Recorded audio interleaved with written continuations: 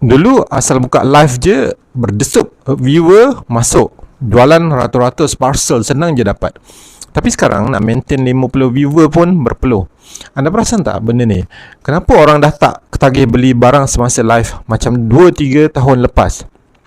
Dalam dunia perniagaan, kita panggil fenomena ni live streaming fatigue atau kelesuan penonton live. Okey, pertama, pasaran dah terlalu tepu. Buka je apps, berderet orang menjerit. Tekan beg kuning, tekan beg kuning. Okey, penonton dah penat dengan hard sell yang bising dan mendesak. Okey, kedua, taktik FOMO, fear of missing out, dah tak jalan. Dulu orang berebut beli sebab takut terlepas harga murah. Sekarang diskaun dan voucher ada di mana-mana setiap hari. Okey, tambah pula masa penonton sangat berharga. Diorang dah tak ada masa nak tunggu 2 jam depan skrin semata-mata nak tunggu anda review satu barang. Okey. Jadi macam mana nak selamatkan sales? Berhenti buat live semata-mata nak melelong barang.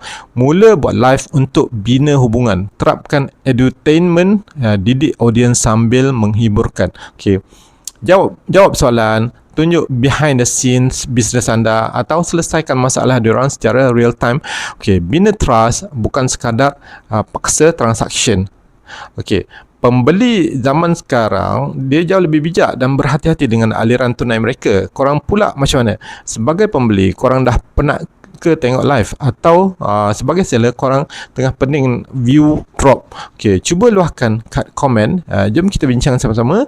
Okey, jangan lupa dapatkan buku Jangan Bayar Lebih dan Perniagaan Semudah ABC di Showcase. Terima kasih. Assalamualaikum.